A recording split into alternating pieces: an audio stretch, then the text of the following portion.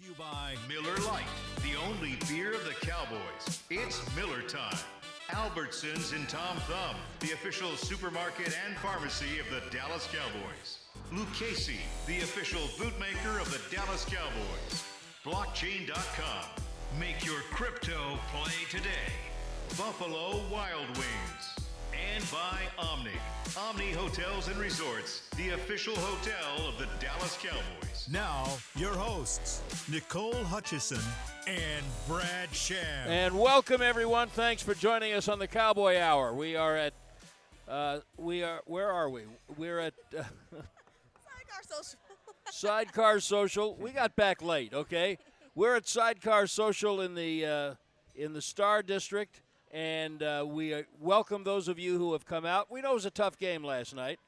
And we'll remind you that our policy after games like that is we will address the fact that the game existed. We will talk briefly about what happened during it, and we will then move on. We're going to welcome Nicole, who is brand new to DallasCowboys.com.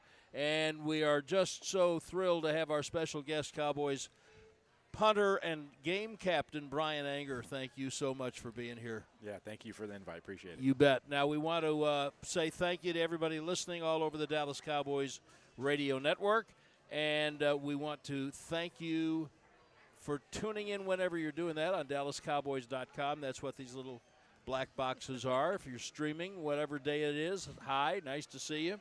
And we want to say special hello to all our listeners across the Dallas Cowboys radio network, including those who happen to be listening tonight on News Talk KEYS 1440 AM and 98.7 FM in Corpus Christi, and, of course, 94.1 San Antonio's Sports Star. There was some injury news regarding the Cowboys today. Looks like C.J. Goodwin is going to be out for quite a long period of time with a torn pec. We'll have Bryan talk about him. And they're awaiting further medical evaluation on Leighton Vander Esch, but he looks like he could miss a few weeks. So insult to injury last night. So Bryan Anger has been around for a while, and he's going to help us process that game. That's what he's going to do. But I do want everybody to meet Nicole first. Welcome to you. Thank you so much. I'm so excited to be here. It's been quite the experience so far. I've only been here maybe 4 days. Right, so that's what I was going to say. You've been an employee of DallasCowboys.com 4 days. 4 days, literally.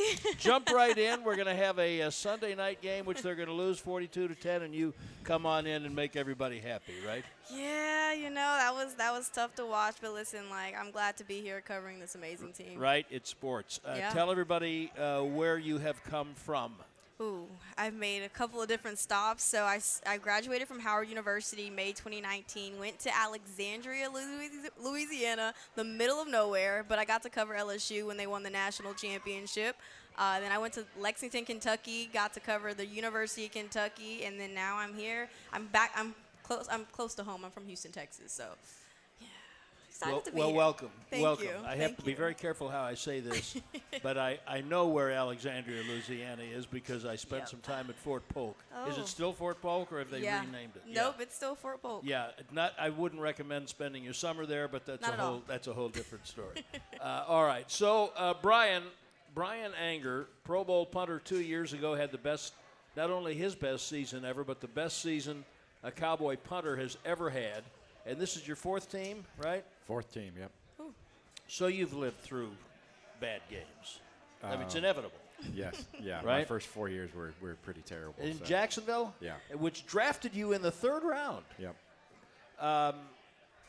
We'll get back to that.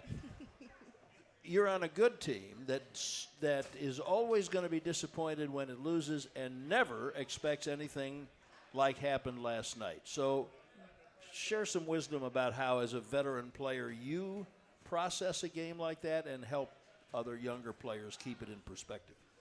I think last night was an outlier. There's not really much. We'll break it down. We haven't done it yet. We had today off just to recover a little bit. Got in town late last night. Actually, you got in town early this morning. Yeah, early this morning. Yeah, sorry about that. But unfortunately, sometimes that happens. Don't have much for you there. Don't have much advice. Just sometimes it happens.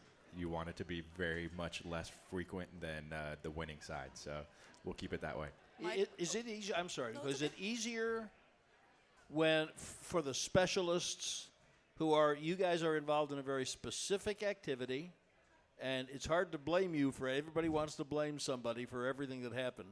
It's hard to blame any of you guys for anything that happened last night. Is it different doing that than being an offensive or defensive player, do you think?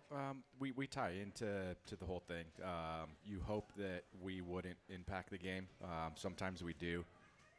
In bad games like that, especially early in my career, you let the mojo, you let the feel of the game kind of get to you, and you start playing down to that level as well too. So you get kind of dragged into it. So you just have to fight that and focus on your job and keep it job specific. So just our job is simple.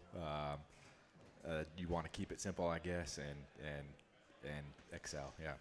Mike McCarthy told the media today that, he's giving you guys an extra 2 days to evaluate, kind of think about this loss and kind of let it marinate a little bit. Do you feel like that will kind of help, or how much of a benefit do you feel like that is? It's nice to purge, hit the purge button and just get it over with. At the same time, we play on Monday night, so it's just it's a different situation. So we have that one extra day. Yeah. We got in early this morning. Need some time to recover, and we'll get back in. Everybody will have thought about it enough and get back in and hit the purge button. Normally, you guys would come in on a Monday, right? Yeah. And today you did not, or at least you weren't. It wasn't required. Yeah. I know a lot of guys probably came in anyway. Yeah, a lot of guys come in and meet with coaches. Nothing required.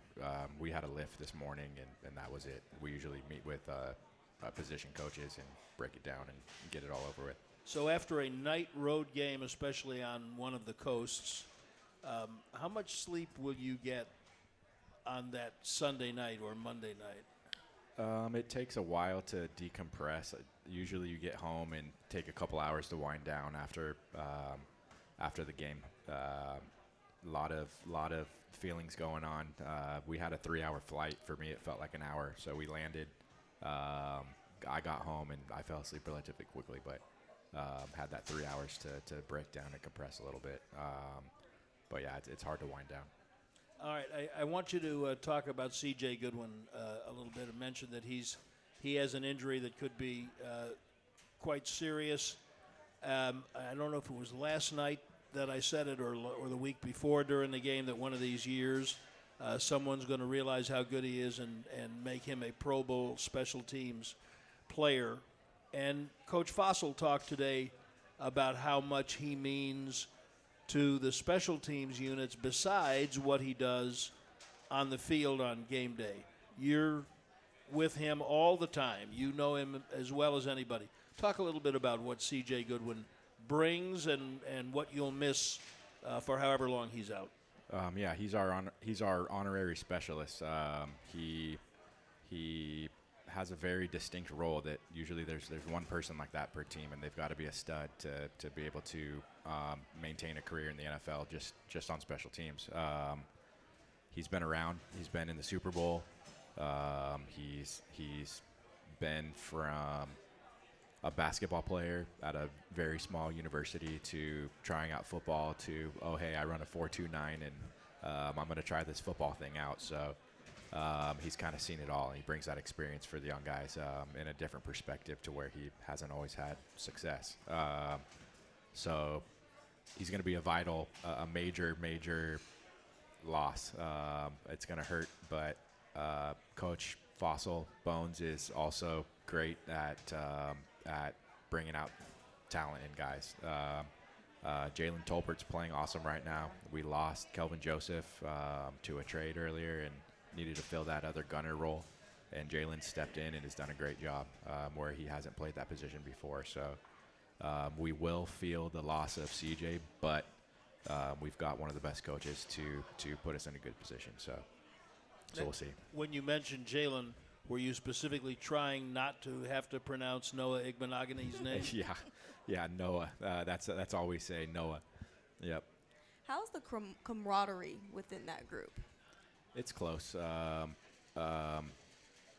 again, falling into Coach Bones, he's one of the best in the business, and he keeps us close.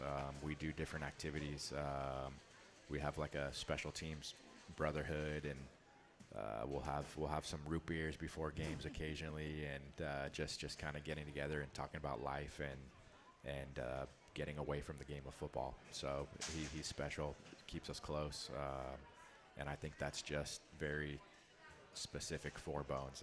I haven't had that previously in my career, so he does a good job with keeping us together. A lot of veteran special teams guys who spend a lot of time on teams who come here.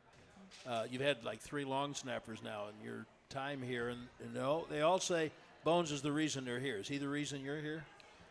He has a huge role in why I'm here. When I got drafted, Bones was with the St. Louis Rams, so Bones had a workout with him, showed a ton of interest, and was potentially going to get drafted there.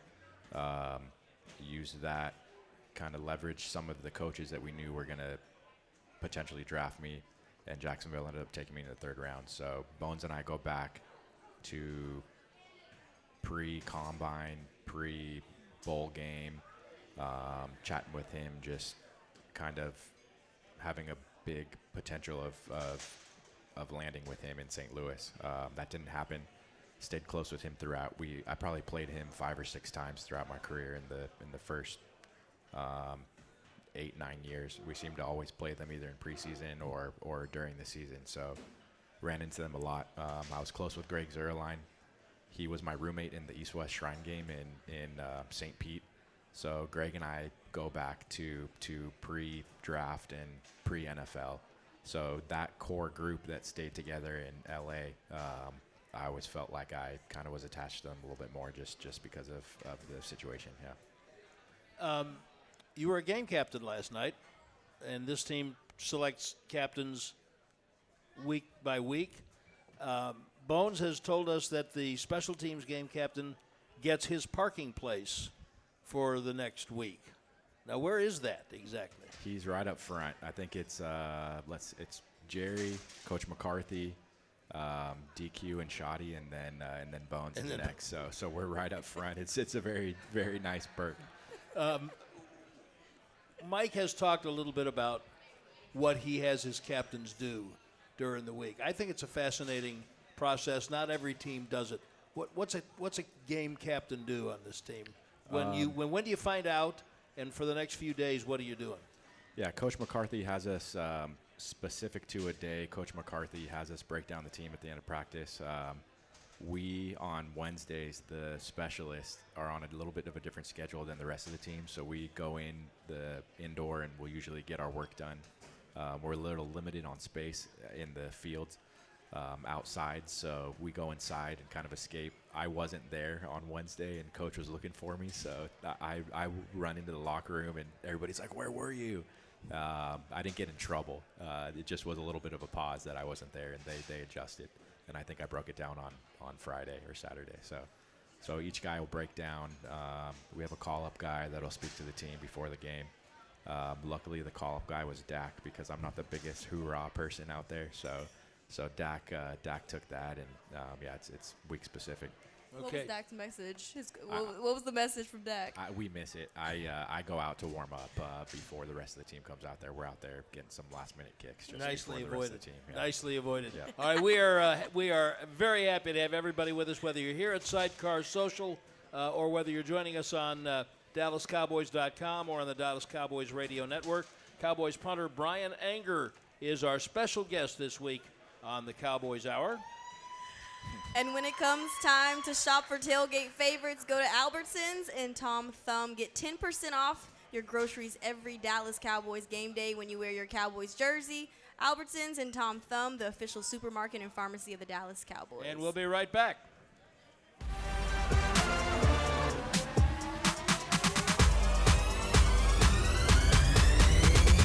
Go Cowboys!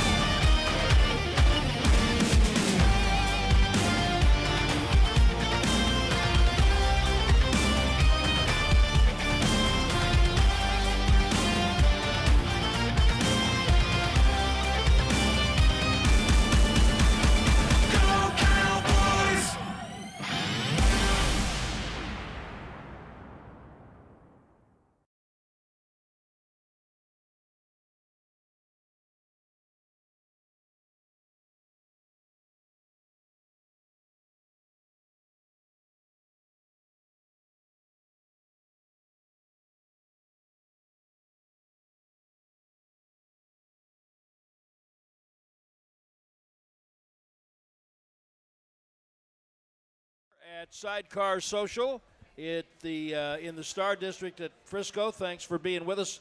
To all of you who are here at Sidecar Social, and to our special guest, Bryan Anger, the Cowboys punter. There we go.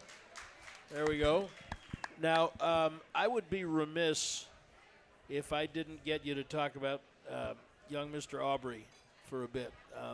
There's a rash of rookie kickers around the league, and a lot of them seem to be doing real well. Brandon's an interesting guy to me with his background, and he's very quiet, at least around us. So let's start with that. What kind of a guy is he? What's he like with his teammates? He's great. Just for kicker mentality and mindset, the kid was an engineer, working a regular job, played soccer. I'm sure the story's been told, but he was a first-round draft pick, one of the highest recruits coming out in high school, had all the success in soccer, and kind of had the writing on the wall that he was going to play soccer. Didn't go as well, and went through failures there with soccer, decided, hey, I think I can kick a football. Started kicking a football, and then now he's here. And he told me probably millions of other paths that he could have taken that would have not led him to where he's at right now. So it's kind of cool.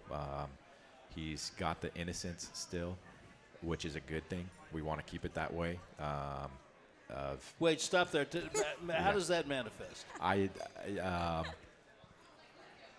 He's very good, and as long as he keeps it up, it's a hard thing to sustain, but he can just maintain innocence almost and just not even realize what's going on, and not realize how good he's doing. It's gonna be thrown in his face. We're the Dallas Cowboys. There's media here that other teams don't have, so he'll be presented with that info. But for the most part, he knows to ignore the noise. He started off well, and let's hope he keeps it up. We'll have him out here one night, but he's from Plano, so it's not like he didn't know that the Cowboys were here. And I don't know if he was a football fan as a kid or not, but he seems to be just completely unflappable. Yeah, and I think that's where the past soccer experience has helped him out a ton. Obviously, it's not the same scale as what we have here with the Cowboys, but he's been on a professional team, been in a professional setting, played never had college experience with kicking, which is crazy to me. And that's where the innocence part comes in, is he hasn't been exposed to big games. Not bashing them at all, but the USFL is nothing. They have 12,000 people in the stands, and we have that in a practice pretty much. So it's just a whole different experience, and he's doing well. I'd say he's doing well. He missed his first extra point. He hadn't missed a thing since. It's a little reminiscent of Dan Bailey when he started here. Bones said today the 50-yarder that he hit last night, that you and Bones turned to each other and said that's like the best kick he's hit and one of the best we've ever seen. Is that right? Yeah, the conditions there weren't. It was breezy on the field. Wind was swirling a little bit. You don't want to give up the uprights. That means you don't want to start the ball outside of the uprights. So he's got a powerful enough leg to where you can just power it through. And he hit that ball from 50 yards. It cleared the uprights. It was like 3/4 up the uprights when it went through the uprights, and that's probably a 70-yard kick out there in conditions. It's not like it's indoors. There's wind as a factor. So just bombed it. For you being a veteran in this league, how have you seen him grow so far, would you say? He's just staying steady, and I think that's the most important thing. He's been steady when he came in. He had a very professional routine. He was competing with Tristan Vizcaino, which has played on an NFL team before, so it's not like he was just competing with a nobody. And he came in probably with a more professional approach to everything. Came in right away, and you're like, all right, this kid is the real deal. He means business. So he came in right away, and that's where we saw his mentality. Very level-headed, even. And we talk about it all the time, staying neutral, and that's where he just is stone cold, neutral all the time, which is awesome. I want to stay with the operation just for a minute before we get off the subject. 3 kickers, 3 regular season kickers, just since you've been here, Greg and Brett, and now Brandon, right? Yes. And so every kicker, so we're told, has the way he likes the holder to hold the ball. And have you had to adjust to each one of them? Honestly, they all are pretty close. They're not too picky. You have some guys out there that are very picky and want the ball set a certain way. They all have a similar setting, maybe a tiny bit different, but not much at all. So yeah, I'd say they're similar mindsets. You have Greg, who's same as me, 12-year vet. Brett, I think, what's he, six or seven, and then comparing Brandon to those two, it's a cool thing. That's where you see that his approach and his professionalism, he's comparable to some of the older guys where he's at. And he is a 28-year-old rookie, so he's more mature, and he's still young and innocent, like I said before, but still is professional and has his way. And here's the other thing that I find unusual is that I think this is right, that you've had 3 long snappers in the 3 years. Jake got hurt. Jake McQuaid got hurt. Matt Overton came in, really accomplished. And now you have Trent Sig. And tell me about the adjustment between you're the holder and you're the punter. And so you're in more communication with that long snapper than anybody else. How's that? What kind of an adjustment has that been for you? It's not bad. I mean, luckily let's say there's 36 guys in the NFL that snap a football in a given season. Those 36 guys are the top 36, so they're going to be good, or else they're not going to be here. So they make my job a lot easier. You're talking about laces out. The guys put it within like an eighth of a turn. So on a clock, it's between let's say 10:30 and 1:30 that they put it for the most part. So it takes a lot of guesswork away. I don't have to worry about much, and they just get the ball set there. So they're the top guys for a reason, and yeah, it's their job to make my job easy. I would say for me, I don't think I realize, or a lot of people don't really realize how difficult it is for the timing from the long snap to the actual release of the punt. You've got guys coming at you. How difficult is that timing in reality? Yeah, it's crazy. We don't think about it just because I practice it so often, but you've got 260-pound, big, huge human beings run at you, and you have to get the ball off in 2 seconds. The snappers, again, they snap the ball usually like it'll be I don't even remember, let's say 0.7, and then I have like a 1.3 second handle time myself, so you want to be around 2.0. That's quick, and catching a football, snapping, catching, getting a perfect drop, which always isn't the case, so that's where you just have to adjust a little bit and getting the football off. And it's 1.3 seconds from snap to kick on a field goal, so it's quick, but that's where those guys are so good. It makes my job easy, and the ball's there. I just have to make very micro adjustments. So, yeah, it's cool. Wow, impressive. So you're like fine wine to me. You seem to get better. I mean, you're 35, which is like young to me, but 2 years ago you had your best statistical year and the best year a Cowboys punter has ever had. So how do you account for that at that stage of your career? And you look like, I mean, not much went different or wrong last year. It doesn't take more than a couple of kicks here and there to throw off the statistics. But to me, you look like you're doing what you did a couple of years ago right now. How do you feel about that? And why do you think you've achieved maybe your best performance at this stage of your career?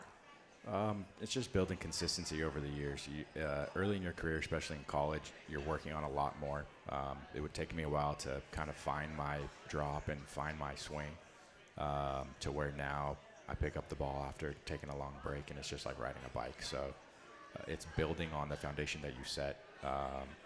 I'd say just consistency. Early in my career, I used to swing out of my shoes. So it's like on a golf course. The harder you swing, the more variability you'll have on the ball. Try to crush every kick. Yeah, you try to crush everything, and that's where I've got a big leg and can hit big balls, but you can also have some bad misses. So I think probably the 4th year in Jacksonville or going to Tampa is when I realized that I didn't have to hit a ball 100%. I could hit it 85, 90%, and that's where that helped me figure it out a lot more.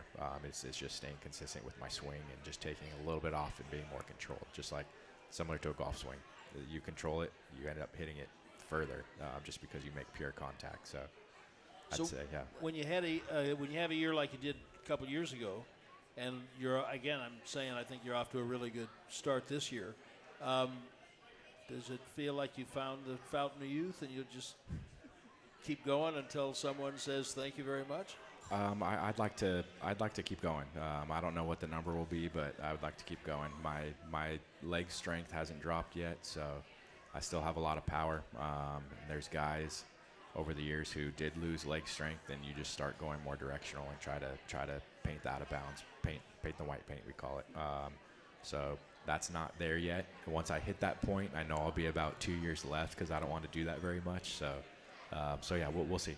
What's the process of developing that leg strength? For me, I played everything. I played baseball, basketball, football, soccer. So I think it's the cross training. Basketball was my favorite, and I was explosive. I could jump, which translate to a fast leg swing. I'm 6'4", and I have super long legs and a short torso. So it's also physics there too that help my whip on my leg. Just being blessed and having a long leg. So tying in a little bit of everything builds that strength and builds that leg speed and leg strength. Didn't George Blanda punt into his late 40s?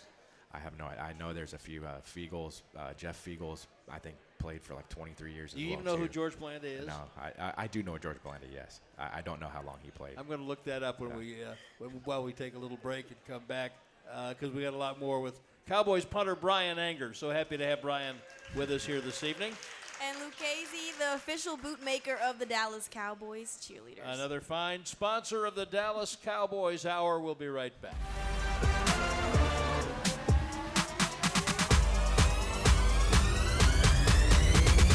Go Cowboys!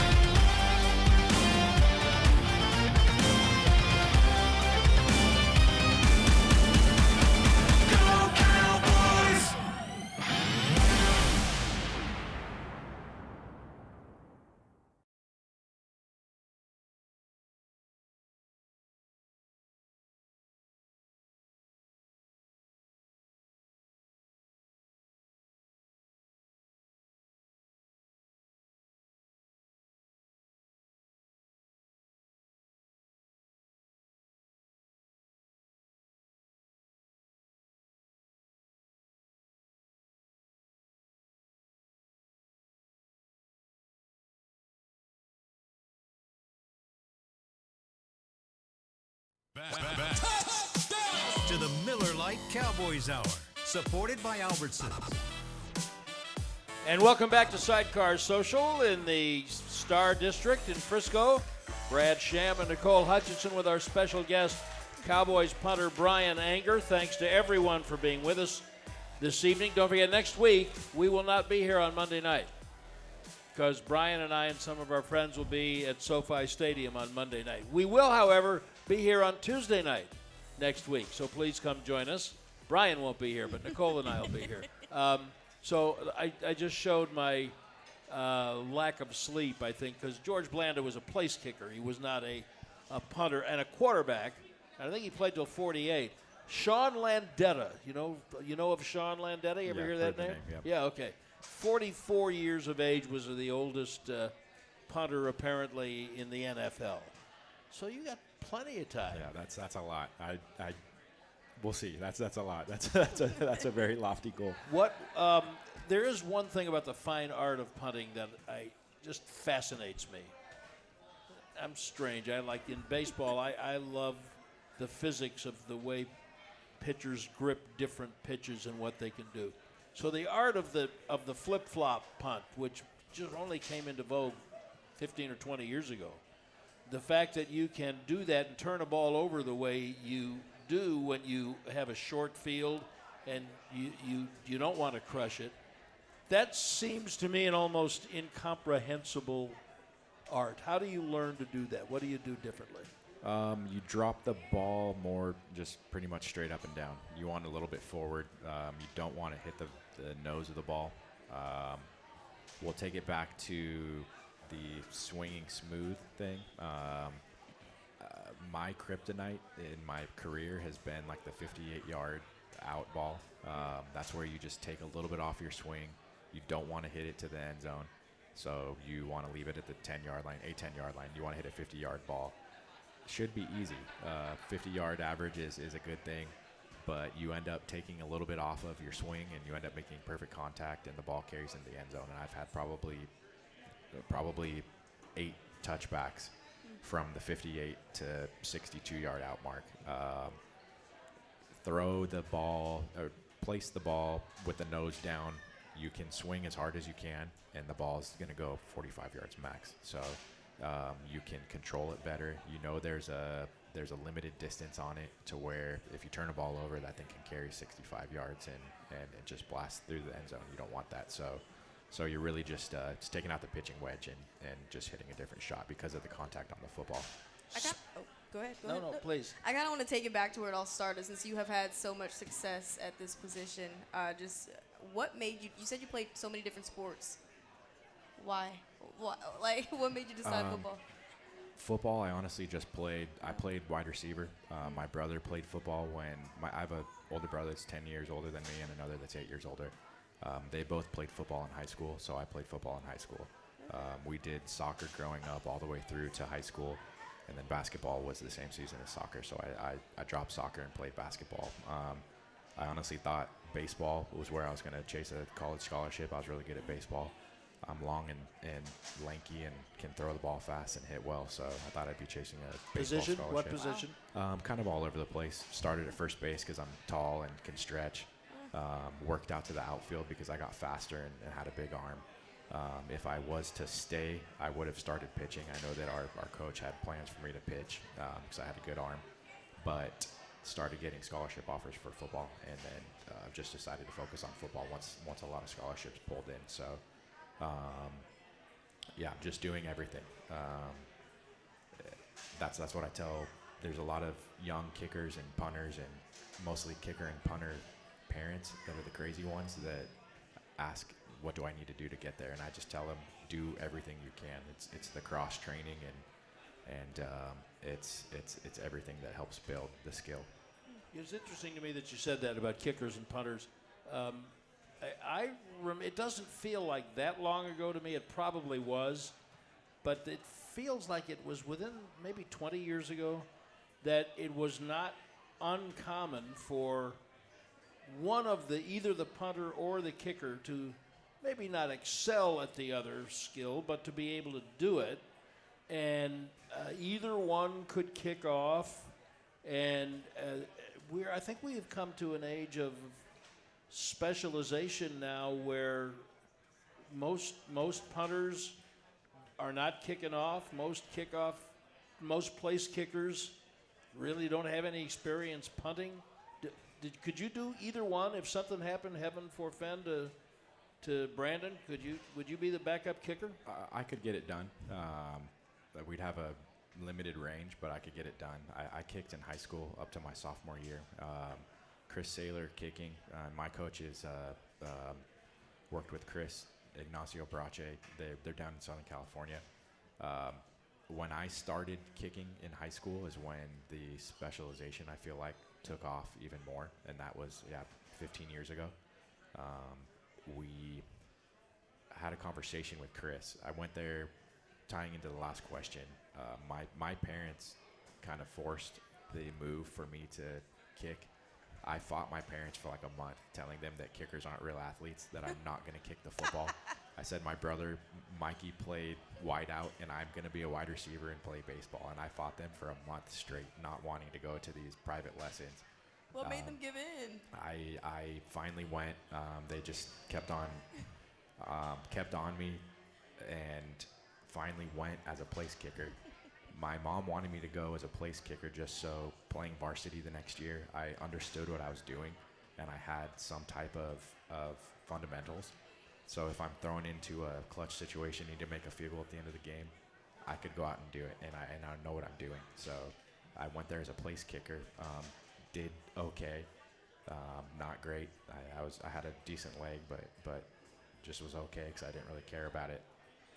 The last 15 minutes of the session, I started punting, and the Chris Saylor came over and made a couple adjustments. Had you punted before? I punted just for fun. So freshman, sophomore year, I punted, and I just did it just for fun. I played soccer, and I could kick a football, so I enjoyed punting more. And then Chris came over and made a couple adjustments and started turning the ball over, like 4-4, 4-6, hang time, decent, good in high school. And Chris made some adjustments, and I started turning the ball over. And he said, we have an event in Vegas like twice a year. There's one coming up in December. I think or in January. We were in November. So 2 months later, I went to the event and won it as an underclassman, and that's when everything just went crazy. So Nicole's question was, what made your parents give in? Yeah. But my question is, what do you think, did they ever express to you, what made them push you to be a kicker instead of a position player? I was a position player, number one. They just wanted me to go. We never knew that this would take off the way that it did. I don't know if anybody could have predicted it. I was adamant about being a wide receiver and was serious about baseball. They get hit more, you know. Yeah, I know, and that wouldn't have played out either. So I have a baseball body. I'm a long and lanky guy, so baseball would have been the sport, and then it just took off. So it caught us all by surprise, and they kept on me. I was not flexible. I couldn't touch halfway down my shins. So flexibility was a huge part that my mom kept on me to stretch every day and built my flexibility, which helps limit injuries. So they were a blessing and helped me through this. Were your folks athletes? Because it sounds like they weren't just stumbling into this blind. They in high school, but they didn't go on to anything else other than recreational sports. So my brother played soccer at UC Irvine, and then transferred, went to University of San Diego, the private school, and kicked actually for a year, just because he could. He took up kicking, kind of like Brandon, not as grand of a scale, but kicked for 1 year, and that was it for him. So they had experience with him. He played club soccer at a high level. They traveled to the Dallas Cup and competed in the Dallas Cup. So he played very seriously. So they'd been around the sport. They've been around. They know how it works out. All right, let's talk about your hitting talent. You're 1-for-1 passing this year. I don't have your career statistics in front of me. What's your career passing record? I think I'm 2 for 3. We had one against San Francisco a couple years ago in the playoffs. I'm 3 for 4 actually. We had one in Jacksonville, and then I missed one in Tampa. So 3 for 4. Well, the guy probably dropped it. It was a play that got blown up. I was supposed to get outside edge, and they kept contained on the outside, and I just had a guy in my face, and I had to throw it prematurely. So it was a broken coverage. Yeah. So when you have been as versatile an athlete as you were growing up, and you get this opportunity, how much of a kick is that? Would you rather complete what you did a couple weeks ago was an extra point. I still think they showed that for a reason. We'll find out as the season unfolds, and I wouldn't ask you to divulge that. But, I mean, would you rather, like off a fake field goal, throw a touchdown pass or drop a punt inside the 10-yard line? Definitely the touchdown pass. You don't get the chance to do that really ever. It depends on the coach and whether they have the gusto to call it or not. So fortunately, we'll tie in Bones again with being awesome. He knows the chess match of the special teams play and works those in for a reason. So I love that we're able to do that. I get to drop a ball inside the 10. I mean, I can do that every other game. We have the opportunity to do that. So it's once a year that you have a chance to throw the ball. Hopefully more. We'll see. But yeah, I've thrown 4 passes in 12 years, so I need to keep on going. When was the last time Chauncey had one thrown to him? I don't know. I don't know if ever. I don't know if he's caught anything Did you have ever before. any qualms about? No, I'll put it there, but I don't know if he's got the hands. He's a big human and has huge hands, so the ball just gets engulfed by those hands. So I think it's hard to miss. Yeah, it's crazy. Cowboys punter Bryan Anger is our guest on the Cowboys Hour this evening. Audience questions from here at Sidecar Social when we come back. And it's big, it's good, and it's only for Cowboys fans. The Cowboys special from the Cowboys and Papa John's. A large one-topping pizza for only $9.99. Order today. Better ingredients, better pizza. Papa John's, the official pizza of the Dallas Cowboys. And we'll be right back on the Cowboys Hour.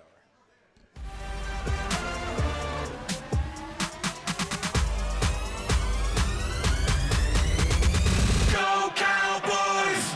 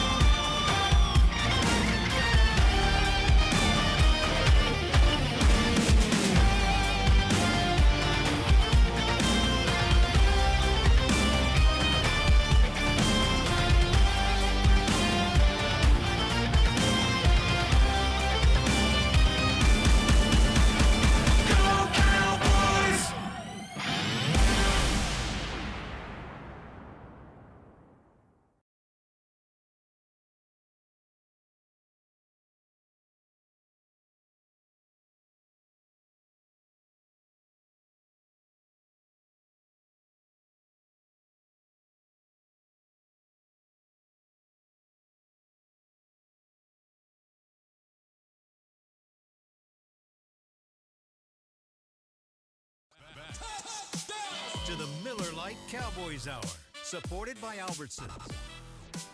And welcome back. We're at Sidecar Social, our home for the rest of the year on the Cowboys Hour. The Star District in Frisco, Brad Sham, Nicole Hutchison, our special guest this evening, Cowboys punter Bryan Anger. We thank Bryan for being here, everyone else for joining us. And don't forget, next week we're here on Tuesday night because the Cowboys will be playing the Chargers in Los Angeles next Monday night. And let's take a few questions for Bryan Anger from our audience here at Sidecar Social. That mic's not up, Ivan. Let's see what we can do about that. Keep going. Okay, he's going to stand by. He's going to fix it. Little technical question. Go ahead, Nicole. All right. Just tell us, I know you like to fish. Ooh, that's one thing I was going to get at. I know you have a hidden talent of fishing. What's that like, and how often do you fish? Yeah, now you're talking what I want to talk about. Oh, you should have said something Right? earlier. No, I can't bring it up. Yeah, I love fishing. We live in Tampa. I lived in Jacksonville for 4 years and then have been in Tampa since.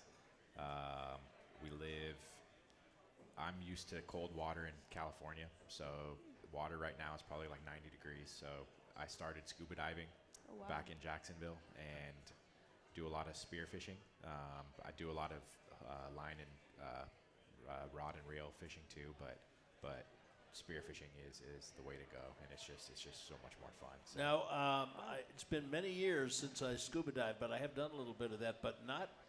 I mean, where do you dive in the Gulf? We dive in the Gulf, yeah, just offshore St. Pete and Clearwater. So there's a ton of natural ledge structure, and there's some wrecks out there that you can explore, and there's just so many good grouper, snapper, hogfish. There's a lot of good species out there to eat, and yeah, it's fun. All right, how do you pick up a spear to start? How do you start spear fishing?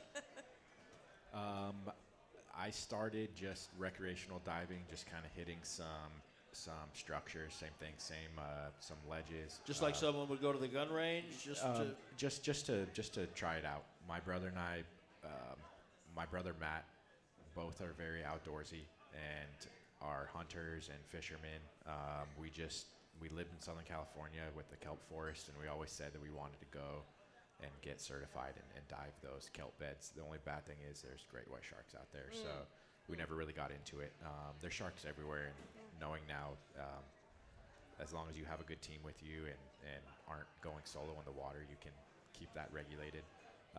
But kind of just built up as seeing fish on dives, just exploring ledges and exploring some springs. There's a ton of freshwater springs in Florida as well.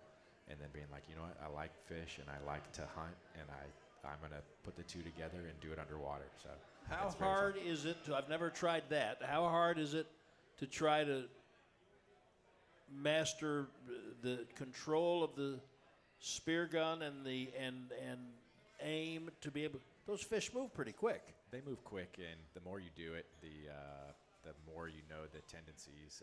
It's like film study with us. We know the tendency of different teams. You know the tendencies of different fish. So and they have different tendencies. And they have different tendencies. Some are quicker. Some are more curious and will come right up to you and just give you an open shot at them. So it's more close. It's more close range. Well, there's no sport in that, is there?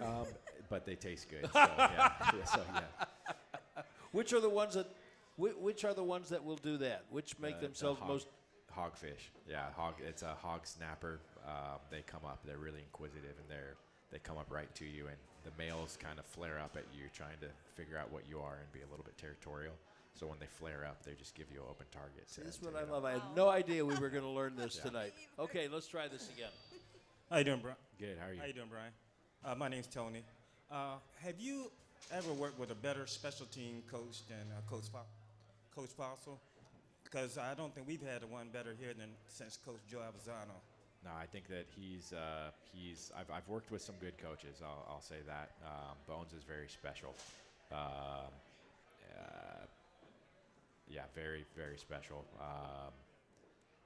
I was my best. I think I've had a couple great years, and that has a lot to do with Bones and the way he does things. So I'll just leave it right there. You know, it's an interesting. Thanks, Tony. It's an interesting question.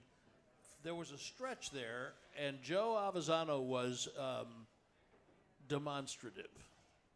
And there was a stretch there where it seemed like every notable special teams coach was a crazy-eyed wild man on the sidelines, which I would not use those words to describe John Fossil. And you don't have to be that way. Did you play for some of those? No, most of mine have been calm. Yeah, Bones is kind of a silent assassin. He's a amazing schemer. You never know what's going to come with him. If you look back at his resume of Pro Bowl punters, it's quite incredible. Go back to Shane Leckler, how many years he hit it.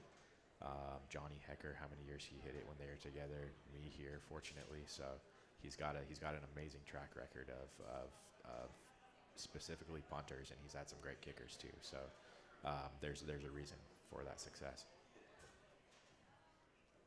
Hello, Brian. My name's Rambo. Hey, Rambo. I have a question. So during games, specifically during loss, there's always a blame game. Who to blame? The offense, defense, sometimes specific players. Typically, the punter kind of lays low under the radar when it comes to the blame game. What are your words of wisdom to motivate the team, knowing you're kind of the guy that's laying low under the radar when it comes to the blame game? I don't think there's any blame game. It's a team sport. Our locker room's extremely close, so I don't think anybody's going to sit there and do that. At the professional setting, this is our job, and we study the game a ton, and this is what we do. So obviously we don't want that to happen, but like I said earlier, it's just kind of more so hit the purge button and on to the next week.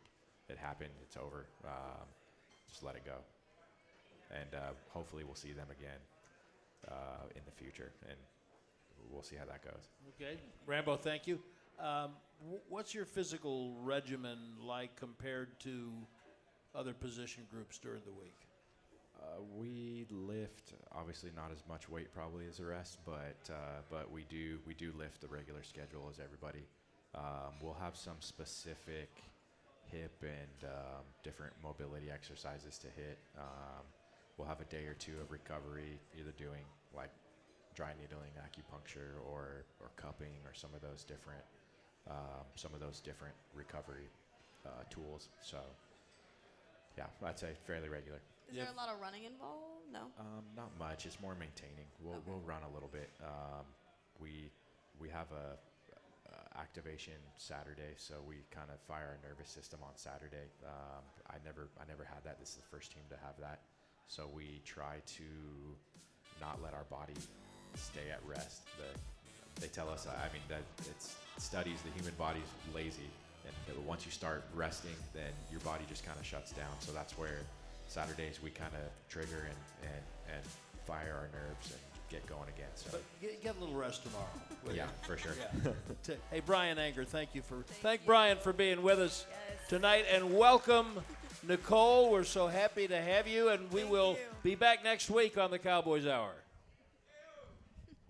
This has been a production of DallasCowboys.com and the Dallas Cowboys Football Club. How about this, Cowboys? Yeah!